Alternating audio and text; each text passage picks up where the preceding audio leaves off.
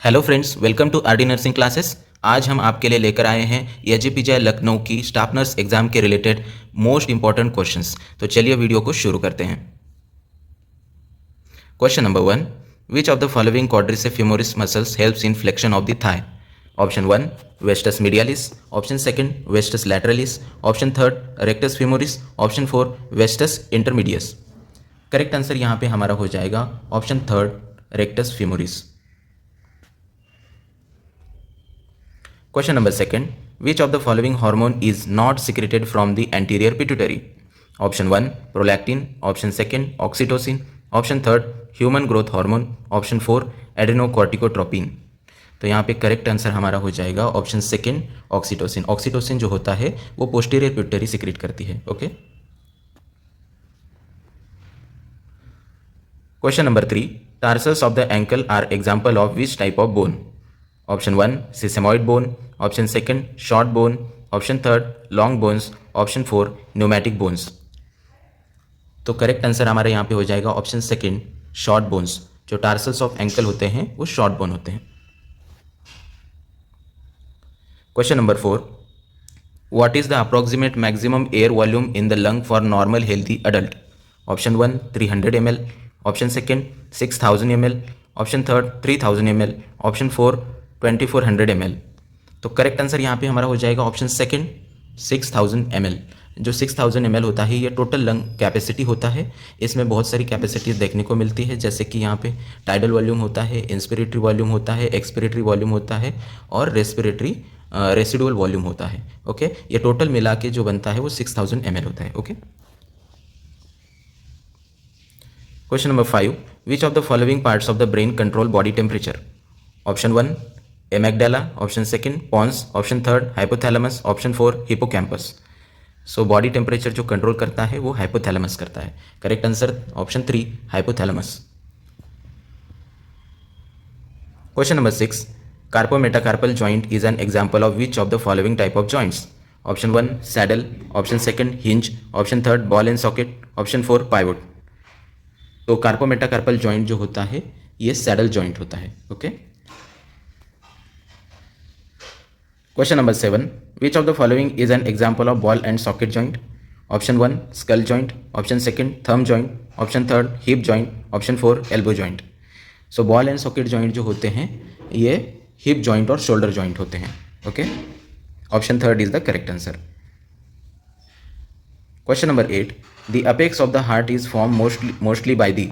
Option 1 central ventricle, option 2 left ventricle, option 3 right atrium, option 4 left atrium. तो हमारा correct answer हो जाएगा option 2 left ventricle. जो left ventricle होता है उसी को हम लोग एपेक्स ऑफ द हार्ट उसी से बनता है। Okay. Question number 9, which of the following microorganism causes the gonorrhoea? Option 1 neisseria gonorrhoeae, option 2 stylus gonorrhoea, option 3 स्टीरियोटॉइस्ट gonorrhoea, option 4 streptococcus pneumoniae. So gonorrhoea जो कॉज होता है वो ऑप्शन 1 नेसेरिया गोनोरिया कॉज करता है। सो करेक्ट आंसर 1 हो जाएगा। Question number 10, which of the following is a true about IgM? Okay, immunoglobulin M से रिलेटेड क्या ट्रू है? Option 1 it is the smallest antibody, option 2 it forms the initial immune response, option 3 it is not an isotype of antibody, option 4 it is not produced by vertebrates. So IgM जो होता है हम जानते हैं ये primary immune response के लिए important होता है। तो option 2 it forms the initial immune response correct हो जाएगा, और जो IgG जो होता है ये सेकेंडरी इम्यून रिस्पॉन्स के लिए इंपॉर्टेंट होता है। Question number 11, what is the optimum temperature in an autoclave to achieve sterility?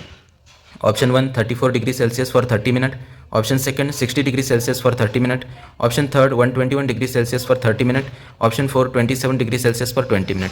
तो हमारा जो करेक्ट आंसर हो जाएगा option 3 121 degree Celsius for 30 minute. Question number 12, lack of oxygen in the blood stream is called?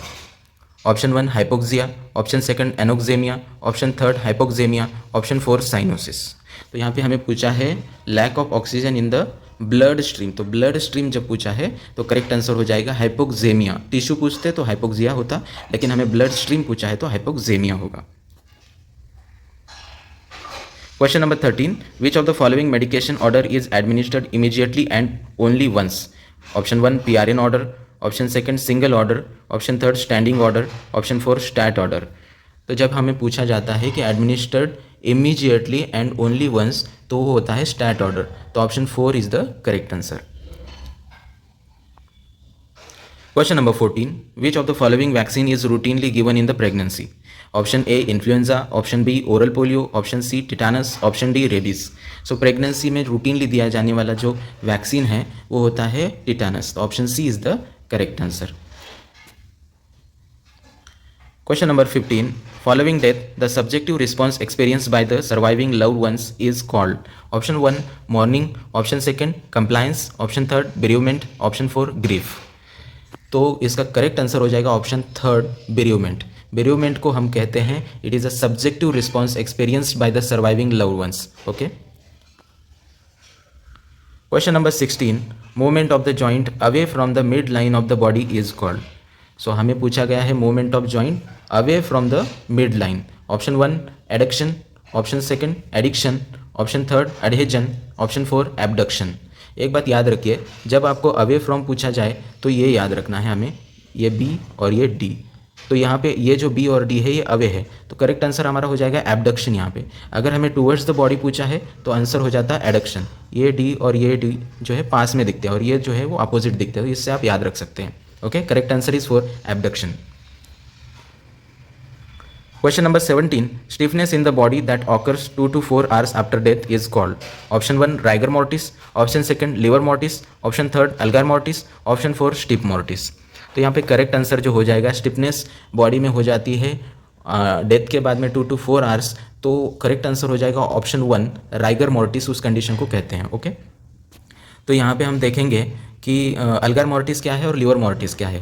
The gradual decrease in the body's temperature after death उसको कहते हैं algor mortis. Okay, and the discoloration that appears in the dependent areas of the body after death उसको कहते हैं livor mortis. अगर temperature कम हो जाता है बॉडी का तो उसको अल्गर मोर्टिस कहेंगे, और अगर बॉडी का कलर चेंज हो जाता है बॉडी का तो उसको क्या कहेंगे, लिवर मोर्टिस कहेंगे। अगर बॉडी स्टिफनेस होता है तो उसको क्या कहेंगे, राइगर मोर्टिस कहेंगे। Okay. Question number 18. Inflammation of the oral mucosa is known as. Option 1 stomatitis, option 2 glossitis, option 3 gingivitis, option 4 parotitis. तो inflammation of the oral mucosa उसको हम कहते हैं stomatitis. Option 1 is the correct answer. Question number 19. Which of the following tests need to be performed before radial artery cannulation to evaluate radial and ulnar artery patency? Option 1 Allen test, option 2 Coop test, option 3 capillary refill test, option 4 Burgers test. तो हमारा correct answer हो जाएगा option 1 Allen test. Allen test जो होती है radial artery पैटेंसी के लिए test करते हैं। Okay. Question number 20. A patient is to receive 1000 ml of IV fluid in 6 hours. The drop factor is 15 drops per ml. At approximately how many drops per minute should the flow rate to be set? Okay. Option 1 है 55 drops per minute. Option 2 33 drops per minute. Option 3 42 drops per minute. Option 4 21 drops per minute. तो हमें पता है जो flow rate होता है उसका formula हमें पता है। Flow rate is equal to जो भी डिजायर्ड डोज है अपॉन होता है टाइम इनटू होता है हमारा क्या होता है ड्रॉप फैक्टर। ओके, तो इस फॉर्मूले में हम वैल्यू पुट करेंगे। डिजायर्ड डोज हमारा कितना है 1000 ml जो भी दिया है, अपॉन टाइम जो दिया है हमारा 6 आवर दिया है तो मिनट में करेंगे, इंटू 60 करेंगे, और ड्रॉप फैक्टर जो दिया है हमारा 15। तो इसका अगर आप जो कैलकुलेशन करोगे तो आंसर आपका आ जाएगा ऑप्शन 3 42 ड्रॉप्स पर minute. Okay. Question number 21. Rhythmic waxing and waning of respiration is called. Option 1 hyperventilation, option 2 hypoventilation, option 3 Kinestroke respiration, option 4 orthony. तो यहाँ पे करेक्ट आंसर क्या हो जाएगा हमारा rhythmic waxing and waning of respiration उसको कहते हैं Cheyne Stokes respiration. Okay, option 3 is the correct answer. Question number 22. What does the term cheilosis mean? Option 1 bad breath, option 2 cracking of lips, option 3 inflammation of the tongue, option 4 inflammation of the gums. तो correct answer हमारा हो जाएगा option 2 cracking of the lips, जो कि vitamin B2 की deficiency से जो होता है वो किलोसिस कहते हैं उसको। Question number 23. As per the Kubler Ross stages of grieving, refusing to believe that loss is happening is called. Option 1 bargaining, option 2 acceptance, option 3 denial, option 4 depression. So Kubler Ross ने थ्योरी दिया था। ओके, उनकी theory के अनुसार उन्होंने theory दिया था डैबडा। Okay, तो डैबडा में क्या था, D for denial, A for anger, B for bargaining, D for depression and A for acceptance. तो इसके हिसाब से ये हमारा करेक्ट आंसर हो जाएगा option 3 denial. Okay, Question number 24. The sudden fall of temperature from high to normal within a few hours is called. Option 1 hypothermia, option 2 true crisis, option 3 lysis, option 4 false crisis. ये सब fever के type है और इसके according अगर sudden fall of temperature होता है from high to normal within few hours तो ये हो जाता है ट्रू क्राइसिस। तो option 2 is the correct answer. Question number 25. One CHC community health centre covers a population of dash dash in hilly areas. हमें क्या दिया है, हिली एरियाज में पॉपुलेशन कितना कवर होता है वो बताने के लिए बोला है। तो option 1 is 10,000, option 2 is 50,000, option 3 is 30,000, option 4 is 80,000। Correct answer हमारे यहाँ पे हो जाएगा ऑप्शन 4 80,000। अगर प्लेन एरिया होता तो 1 लाख से 1,20,000 तक हो सकता था, लेकिन अगर हिली एरिया पूछा है तो 80,000। Okay, question number 26. Emulsification of lipid in the small intestine requires. Option 1 pancreatic lipase, option 2 pepsin, option 3 bile salt, option 4 gastric lipase. Emulsification of lipid जो है वो bile salt करते हैं, हमारा ऑप्शन 3 करेक्ट हो जाएगा। Okay, question number 27. The antidote of warfarin is. Warfarin का antidote क्या है? Option 1 heparin, option 2 protamine sulphate, option 3 acetyl cysteine, option 4 vitamin K. तो वारफेरिन का जो एंटीडोट होता है vitamin K. Option 4 is the correct answer हो जाएगा। Okay, question number 28. Painful swallowing is known as. Option 1 ataxia, option 2 dysphagia, option 3 dyspepsia, option 4 odynophagia. तो correct answer जो हो जाएगा पेनफुल स्वेलोइंग के लिए टर्म है वो है odynophagia. Option 4 is the correct answer. Question number 29. The loss of ability to recognize object is called.